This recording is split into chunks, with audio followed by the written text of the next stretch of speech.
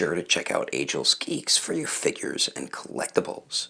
This video and YouTube channel is rated PG-13, so that means this channel is not for anyone under the age of 13. So what is going on, my fellow collectors? How is everybody doing today? Daredevil19 here, and today in this video we will be going over what my top 10 most anticipated figures of 2020 are, and we still haven't had too many things announced and put up for pre-order, so I put together what figures I'm most excited for this upcoming year. So let's start it off with a few honorable mentions. And starting it off here, we do have the Black Series Baby Yoda, or the child from the new Mandalorian series, and was hoping he was going to be included with a Mandalorian figure, but that doesn't look like that'll be what's going on with the Black Series line, so we will get a separate Yoda figure. I think he's going to be like an inch tall or something like that, but definitely excited for this one to release in May. And another Black Series figure here that is an honorable mention. This has always been one of my favorite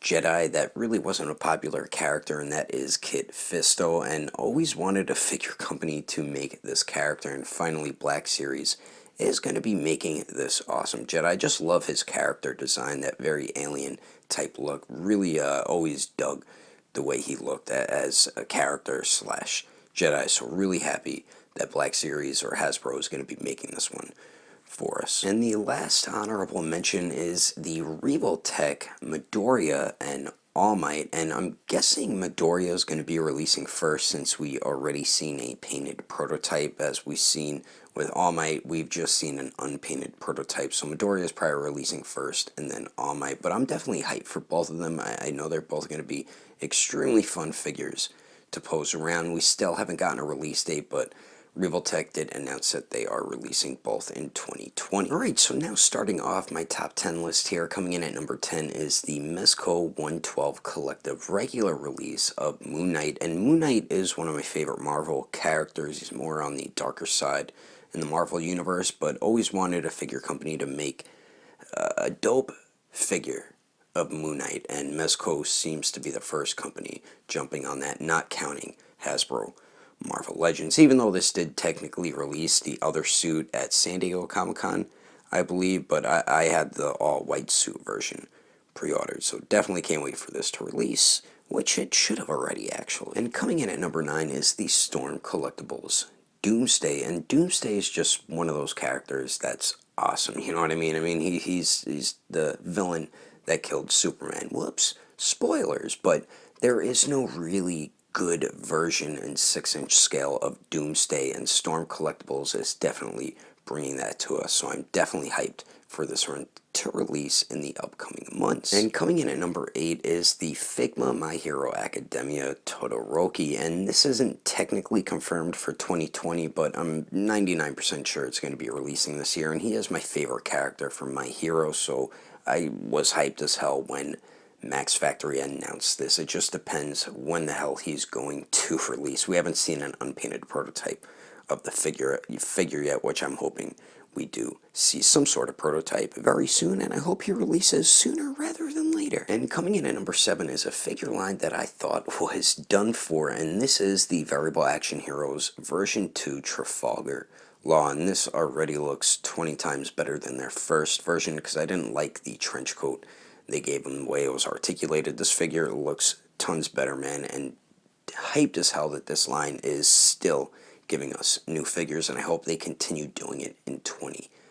And coming in at number 6 is the Mafex comic version Carnage. I know this figure was inevitable. I've been patiently waiting for it since we got the Spider-Man and the Venom. I knew Carnage was on the way, and it looks awesome, man. It just looks like it's going to have that same issue the Venom does, where the knee joints are kind of a different color or doesn't blend in as good as the rest of the figure. But besides that, I know it's going to be a dull figure and fun as hell to pose around. And coming in at number 5 is probably a lot of people's number 1, and that is the SH Figuarts Jiren. And so damn happy Tamashii Nations is making this figure, because Jiren is just a great character, dope character from the series, probably most people's favorite after Goku Black, but the figure looks fantastic, and definitely excited as hell for this to release in January, which is next month, so he's going to be releasing very soon. And coming in at number 4 is the Mafex Hush version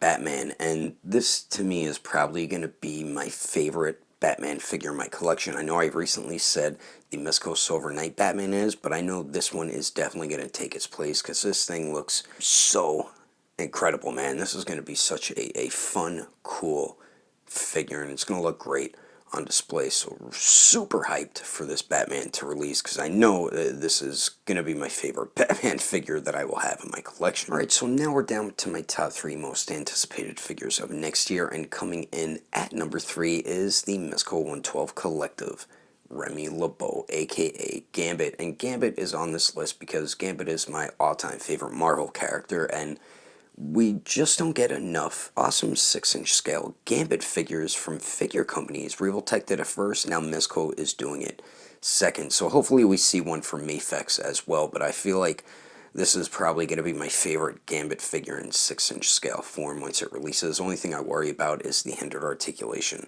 from his armor there, because it just looks like one solid piece. And coming in at number 2 is the SH Figuarts Ultra Instinct Goku. And even though I complained in a Toy Haul video that they make too many Goku figures, there's 2 that I don't mind. Super Saiyan 4 and Ultra Instinct. Ultra Instinct has become one of my favorite forms. I just loved the whole vibe in the series every time he would go Ultra Instinct, and it's just a cool looking form, man. And now we do have a more battle damaged version that has like cuts on it. He's shirtless and his pants are kind of ripped in different spots as well, so it isn't another same Goku body mold, you know what I mean? So definitely hyped for this one to release. And coming in at number 1 as my most anticipated figure of 2020, if you haven't guessed already, it is the SH Figuarts Mandalorian. And this series is one of my favorite things of 2019, and this character is becoming one of my all-time favorite Star Wars characters, up there with Yoda and Darth Maul. And the Mandalorian is right below those 2, man. Such a great series, such a dope-looking character design. Mandalorians just have a great lore to them, and